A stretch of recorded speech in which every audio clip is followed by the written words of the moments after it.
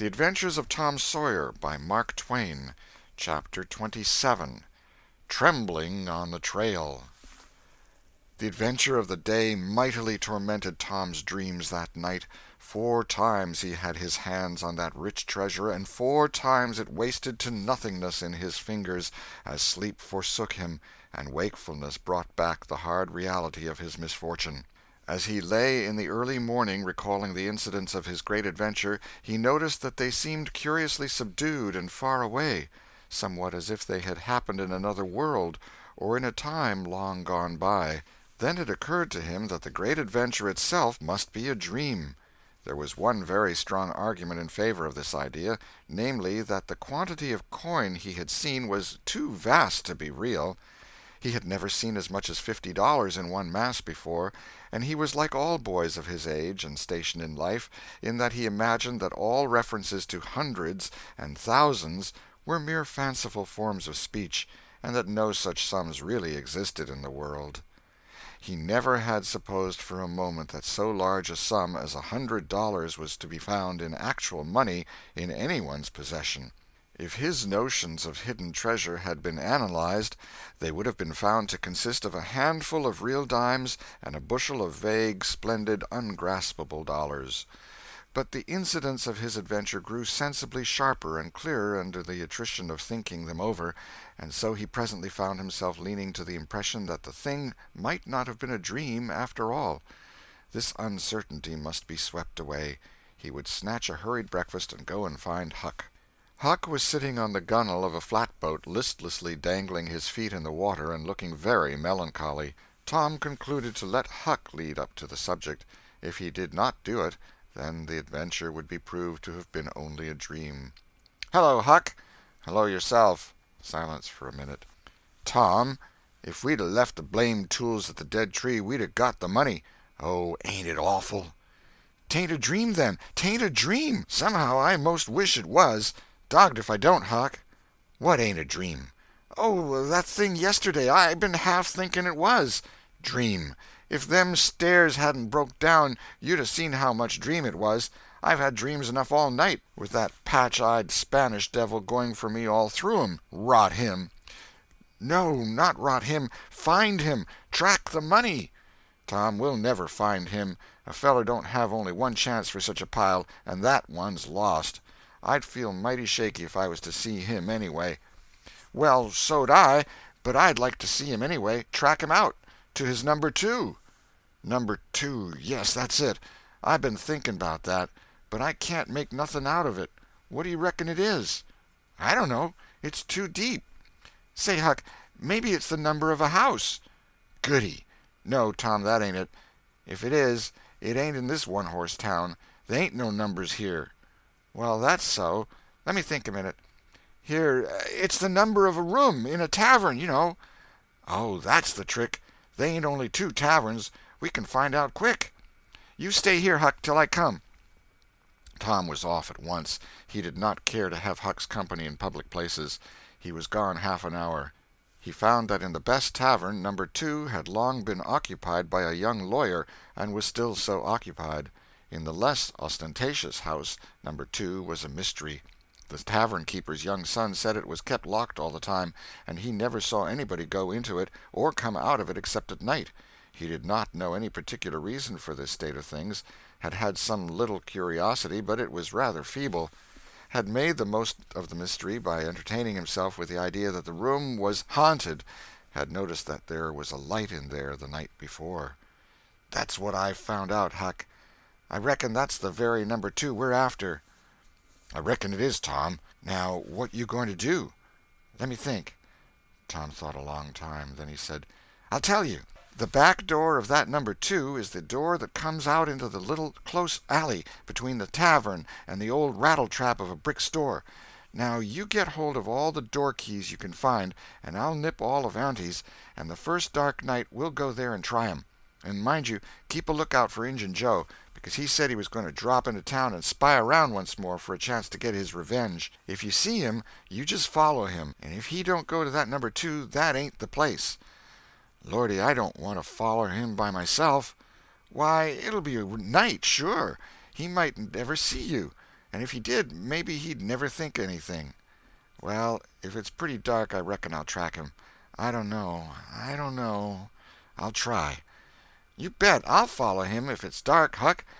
Why, he might have found out that he couldn't get his revenge and be going right after that money. It's so, Tom, it's so. I'll follow him. I will, by jingoes. Now you're talking. Don't you ever weaken, Huck, and I won't. End of chapter 27. Chapter 28. In the Lair of Injun Joe. That night Tom and Huck were ready for their adventure. They hung about the neighborhood of the tavern until after 9, one watching the alley at a distance, and the other the tavern door. Nobody entered the alley or left it.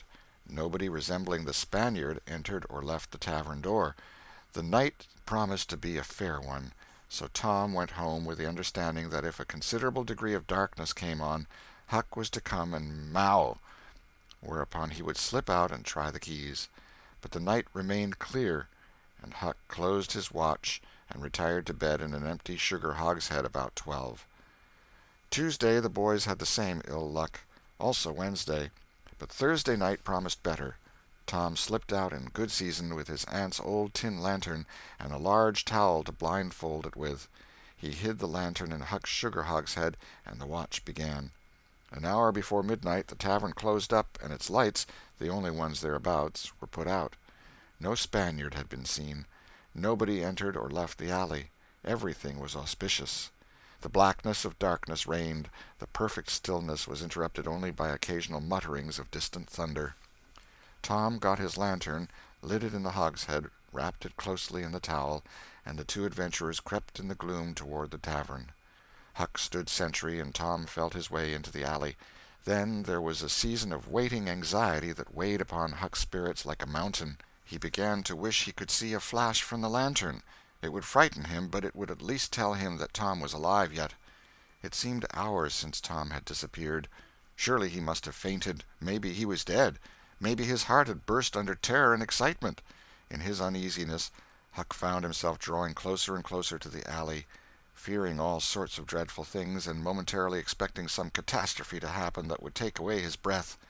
There was not much to take away, for he seemed only able to inhale it by thimblefuls, and his heart would soon wear itself out, the way it was beating. Suddenly there was a flash of light, and Tom came tearing by him.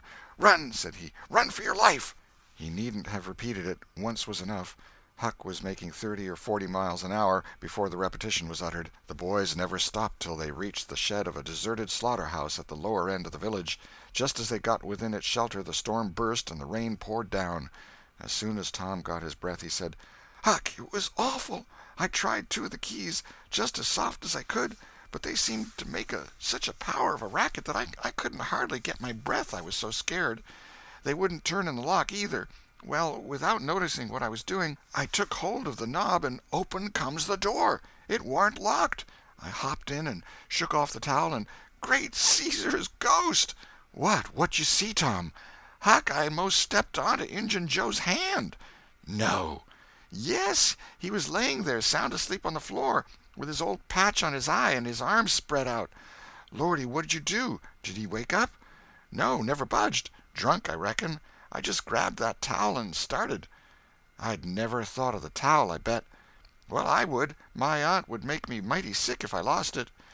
"Say, Tom, did you see that box?" "Huck, I didn't wait to look around. I didn't see the box. I didn't see the cross. I didn't see anything but a bottle and a tin cup on the floor by Injun Joe. Yes, and I saw 2 barrels and lots more bottles in the room.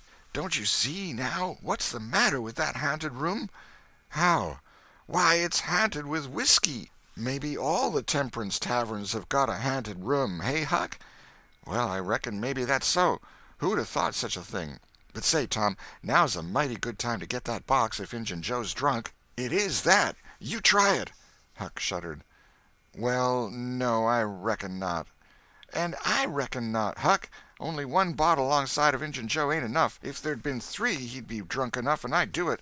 There was a long pause for reflection, and then Tom said, "Looky here, Huck, let's not try that thing any more till we know Injun Joe's not in there. It's too scary. Now, if we watch every night, we'll be dead sure to see him go out, some time or other, and then we'll snatch that box quicker'n lightning." Well, I'm agreed. I'll watch the whole night long, and I'll do it every night, too, if you'll do the other part of the job. All right, I will. All you got to do is to trot up Hooper Street a block and mow, and if I'm asleep, you throw some gravel at the window, and that'll fetch me. Agreed, and good as wheat. Now, Huck, the storm's over, and I'll go home. It'll begin to be daylight in a couple hours. You go back and watch that long, will you? I said I would, Tom, and I will. I'll haunt that tavern every night for a year. I'll sleep all day, and I'll stand watch all night. That's all right. Now, where are you going to sleep? In Ben Rogers' hayloft. He lets me, and so does his pap's nigger man, Uncle Jake. I tote water for Uncle Jake whenever he wants me to, and any time I ask him he gives me a little something to eat if he can spare it. That's a mighty good nigger, Tom. He likes me because I don't ever act as if I was above him. Sometimes I set right down and eat with him, but you needn't tell that. A body's got to do things when he's awful hungry he wouldn't want to do as a steady thing. Well, if I don't want you in the daytime, I'll let you sleep. I won't come bothering round. Any time you see something's up in the night, just skip right around and mow. End of chapter 28.